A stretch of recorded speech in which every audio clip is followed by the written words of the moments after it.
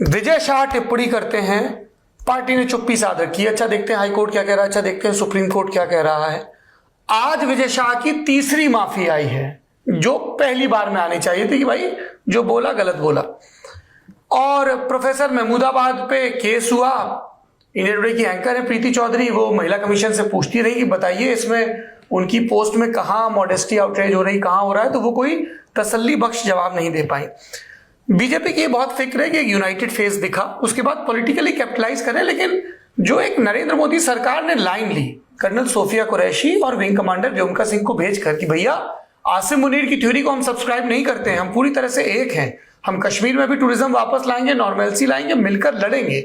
लेकिन फिर उसके बाद जब इस तरह की कार्रवाइयां होती हैं, एक तरफ विक्रम मिश्री कहते हैं कि दिस इज डेमोक्रेसी, जहां पे लोग गवर्नमेंट की आलोचना कर सकते हैं, पाकिस्तानियों को ये समझ में नहीं आएगा, ठीक कहते हैं, क्योंकि वहां तो आपको फौज और आईएसआई के हिसाब से पॉलिटिक्स करनी पड़ेगी, किसी को यकीन ना हो तो जाके इमरान खान से पूछ ले, बशर्ते जेल में मिल पाए। तो ये सवाल पूछा जा रहा है एक बड़े तबके में कि प्रोफेसर महमूदाबाद के खिलाफ इतनी सख्त कार्रवाई, कोर्ट ने भी उनको इंटरिम रिलीफ दिया, हालांकि कोर्ट ने जो टिप्पणियां की उस पर भी विद्वानों ने राय रखी बहुत कि भाई आप बोल क्या रहे हो उनको, और कोर्ट वैसे भी इतना स्क्रूटनी में है। बेला त्रिवेदी रिटायर हुई, लोगों ने कहा कि ठीक है विदाई वगैरह सब सही है, पर बेल नॉर्मल चीज है, जेल एक्सेप्शन है, आप 40% केस में बेल नहीं दे रहे, जो भी इस तरह की चीजें बहुत सारी विद्वानों ने कोर्ट की। इसको लेकर भी पार्टी में कुछ अभी है चर्चा। बीजेपी में एक धड़ा है, बहुत बड़ा धड़ा है मेरा मानना है, जो चाहता है कि इन पे बहुत सख्त कार्रवाई होनी चाहिए। आप पिछले कुछ दिनों में कुछ लोगों पे सख्त कार्रवाई हुई भी, ऐसा नहीं है। आप याद कीजिए भोपाल की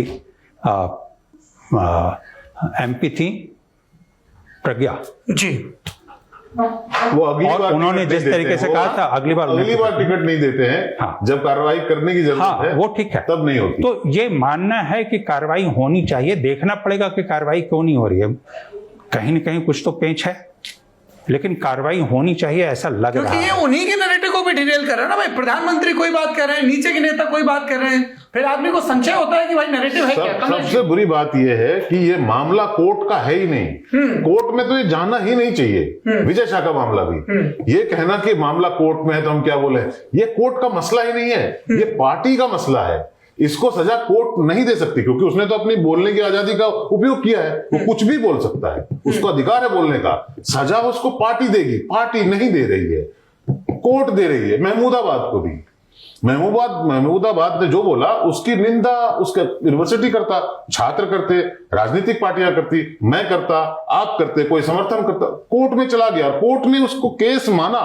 एक तो कोई एफआईआर करने की हिम्मत करता है ऐसे चीजों पे, फिर कोर्ट उसको एक्सेप्ट करती है, फिर उसको 2 दिन के उस पे पुलिस के रिमांड में भेज देती है, फिर 14 दिन के जुडिशियल रिमांड में भेज देती है। अद्भुत देश है। जो बोलने वाले जो है वो कोर्ट में जा रहे हैं। विजय शाह के मामले में आप बताओ, विजय शाह मैं नहीं चाहता विजय शाह के खिलाफ कोई केस हो, जैसे महमूदाबाद के खिलाफ भी कोई केस नहीं होना चाहिए। ये तो उनका बोलने का अधिकार है, अगर गलत बोलेंगे तो उनको पड़ेगी सजा। कौन देगा? बीजेपी को सजा देनी है, मंत्री पद से हटाना है नहीं। क्यों? उसका एक कारण ये भी है कि आपके ऐसे बहुत सारे समर्थक हैं जो उसको एंडोर्स करते हैं। आपको लगता है कि अगर हमने इसके खिलाफ एक्शन लिया तो मेरे अपने ही कई लोग नाराज हो जाएंगे कि इसके खिलाफ एक्शन क्यों लिया। और महमूदाबाद के खिलाफ जो एक्शन होता है वो सिर्फ इसलिए होता है क्योंकि आपके पास ऐसे लोग हैं जो पूछेंगे इसके खिलाफ एक्शन क्यों नहीं हो रहा है। ये मामला सिर्फ इसी का है, कोर्ट वोट का तो सिर्फ बहाना है। और मैं देश के कोर्ट मतलब सुप्रीम कोर्ट से क्या बोल सकते हैं, वो तो खुद ही बोल रहे थे कि महमूदाबाद ने ऐसा क्यों बोला, उसको बोलने की जरूरत क्या थी, ऐसे शब्द क्यों बोल रहा है, डॉग विस्लिंग क्या होती है। तो अब हम किससे आशा करें। पर मैं निचले कोर्ट जो कस्टोडियन है कॉन्स्टिट्यूशनल राइट्स, हाँ, क्योंकि ऊपर वाले कोर्ट मता गए हैं, तो मैं बिल्कुल निचले कोर्ट से आग्रह करता हूं, जितने जजेज हैं यहाँ वहां जो बरगद पेड़ के नीचे जजमेंट दे रहे हैं गर्मी में, उनसे आग्रह करता हूं कि कृपया बोलना क्राइम नहीं है, कॉन्स्टिट्यूशन इसकी गारंटी देता है। जो गलत बोलेगा वो लोगों से सुनेगा। आप नहीं, किसी को गाली देने उसके बाद ये भी हुआ इसमें, जब कॉन्स्टिट्यूशन की बात है तो बोलने के अधिकार की, जब स्वतंत्रता की हम बात करते हैं तो कॉन्स्टिट्यूशनली हमें ये देखना भी तो पड़ेगा कि अगर सजा की जरूरत पड़ती है तो कोर्ट भी इंटरवीन करे। देखिए, ये तो एक लीडर है विजय शाह, तो उसको पार्टी सजा दे देगी। हम आप लीडर नहीं है, हमें कौन सजा देगी? कोई नहीं, बोलने की सजा होनी ही नहीं चाहिए। अरे ऐसा नहीं हो सकता, उसी संविधान में ये बताया गया कि मैं हिंसा के लिए लोगों को डायरेक्ट कॉल नहीं करूं, तब तक बोलने के लिए सजा दे नहीं सकते, क्योंकि ये सब्जेक्ट हो जाता है। तब तो मैं यहाँ नेता नगरी में जो बोल रहा हूं उस पर कोई आपत्ति ले ले और मुझे जेल में डाल दे, फिर कोर्ट बोलेगी 14 दिन के लिए चले जाओ। नहीं, हिंसा भड़काना तो वो तो उसके लिए तो खैर अलग ही नियम था, जो पहले सेडिशन की बात आती थी, और अब वो सेक्शन 152 में थोड़ा अलग तरीके से उस चीज को डील कर दिया गया। लेकिन अगर आप गलत तरीके से किसी और को आहत कर रहे हैं, उसकी भावनाओं को चोट पहुंचा रहे हैं, और पहुंचाते रहेंगे, क्योंकि आपको कोई सजा देने वाला नहीं है।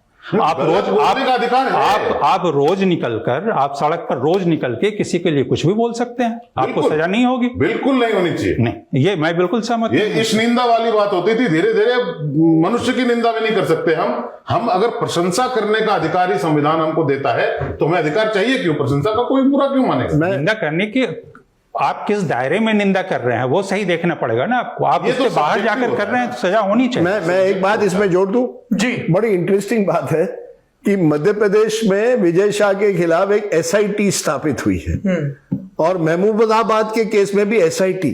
अभी मुझे आश्चर्य है, एसआईटी को क्या करना है? मैंने एक फेसबुक पोस्ट लिखा है, किसी ने भाषण कर दिया, आपको 3 पुलिस अफसर की जरूरत है, एसआईटी। मुझे लगता है इस देश में कई पुलिस अफसर हैं जिनके लिए कोई काम नहीं है कि आपने एसआईटी में स्थापित करनी। दोनों में से किसी ने इनकार नहीं किया है लिखने से। नहीं, इसी तो फेसबुक पोस्ट इस पब्लिक डोमेन में है, उनकी स्पीच पब्लिक डोमेन में है।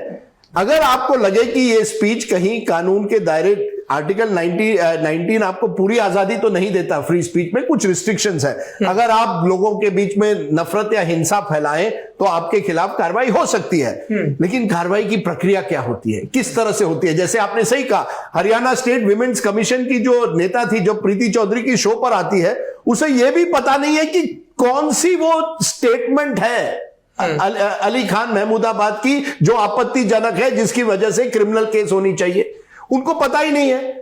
इसके बावजूद एफआईआर होती है, इसके बावजूद तुरंत पुलिस आ जाती है अरेस्ट करने। और ये केवल अब नहीं हुआ है, आपको मालूम होगा केतकी चितड़े एक मराठी एक्टर थी, उन्होंने शरद पवार के बारे में एक सोशल मीडिया पोस्ट को फॉरवर्ड किया था, कितने दिनों जेल में रही, और वो जेल में रही।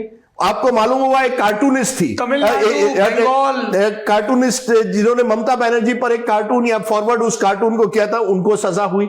आपको पता होगा, आपने डीएमके का जिक्र किया, कई यूट्यूबर्स को इस तरह से, कई ऐसे लोग। आज क्या हुआ है, सेडिशन की लॉ जो है, देखिए ये देश बड़ा अद्भुत है। 2021 या 22 में जो तब चीफ जस्टिस थे, जस्टिस रमन्ना, उन्होंने कहा ये सेडिशन जो है ये कॉलोनियल लॉ है, ये ब्रिटिश के जमाने का लॉ है, देशद्रोह आपने किया है, उसे हटाना चाहिए, और सभी केसेस पर स्टे किया। 2024 में भारतीय न्याय संहिता आता है, और उसमें तो इसी सेडिशन लॉ को एक अलग नाम से और भी कठोर कर दिया है कि any act which is prejudicial to national unity, sovereignty और seems as such can lead to your imprisonment. मैं तो पूछ रहा हूं, ये पुलिस क्या करती क्या है देश में? कोर्ट के लिए कोई और काम नहीं है, पुलिस के सामने कुछ और काम नहीं है, और यही वजह है। देखिए, बिल्कुल मैं इसमें कमलेश जी से सहमत हूं, कार्रवाई बीजेपी ने करनी चाहिए थी, और चुप्पी प्रधानमंत्री और बाकी नेताओं ने तोड़नी चाहिए थी। अगर आप उन्हें हटाना भी नहीं चाहते हैं तो कम से कम कहिए ना, पब्लिकली कहिए कि ना, व्हाई नॉट? प्रधानमंत्री क्यों चुप्पी तोड़े? Why not? वो सिंपल सी चीज थी, वहां के मुख्यमंत्री जो मध्य प्रदेश के, वो उसे हटा दें। अच्छा, ये देखिए, other issues you rely on prime minister, but Vijay Shah पर प्रधानमंत्री ही कैन सेंड अ मैसेज ना। एक वर्ड प्रधानमंत्री का इतना वेट कैरी करता है। One word from prime minister to Vijay Shah. Defendant ये कहते हैं कि फिर आप हर चीज पे प्राइम मिनिस्टर की रिएक्शन मांगोगे। नहीं, देखिए, because this was connected to a very sensitive issue. Kamlesh is saying कि वो मोहन यादव की सरकार के मंत्री हैं जी। मोहन यादव और वीडी शर्मा जो मध्य प्रदेश के भाजपा के अध्यक्ष हैं, वो अपने स्तर पर कार्रवाई करें।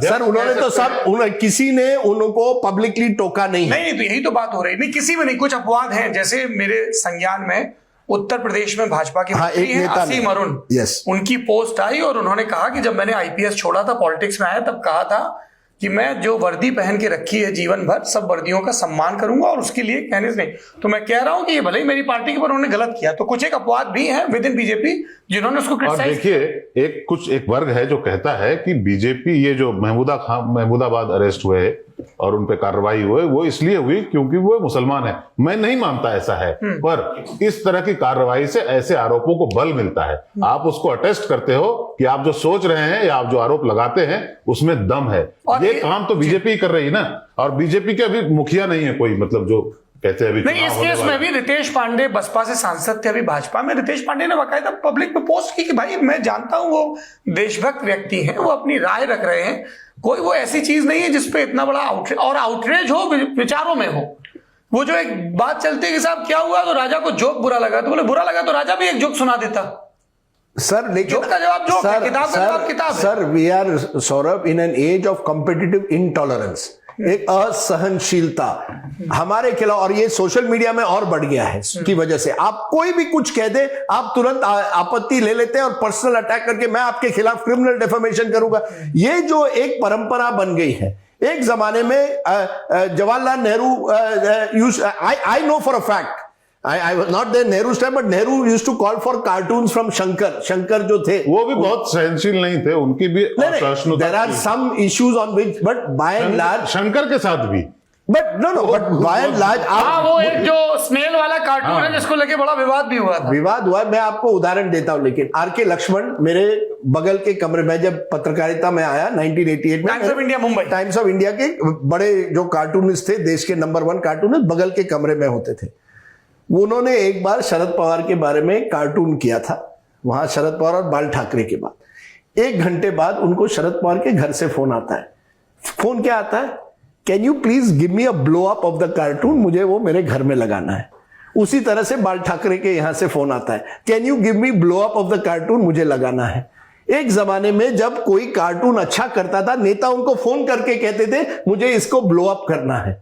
अब क्या हुआ है? नहीं, पर ये दर्शक ये ध्यान रखें, यही दोनों नेता और उसी जमाने में, अभी थोड़ी देर पहले राजदीप ने कहा कि उस लड़की ने एक पोस्ट किया तो पूरा एनसीपी तेल पानी लेके पीछे पड़ गई। सर ये और तो बाकी ही भी बाल ठाकरे की ही जमाने की चीज। सर ये जो नेता इर्द गिर्द, उनके बड़े नेता के इर्द गिर्द लोग होते हैं ना, वो नेता को कई चीज, सर ये देखिए क्या क्या आपके बारे में कह रहे हैं, देखिए ये क्या कह रहे हैं, तुरंत वो नेता खड़ा होता है, चलो कुछ कार्रवाई करते हैं। This is all happening in today, much more in today's time. पहले सोशल मीडिया नहीं था ना, अभी पहले पब्लिक अप्रूवल और डिसअप्रूवल का पता इमीडिएटली नहीं चलता था।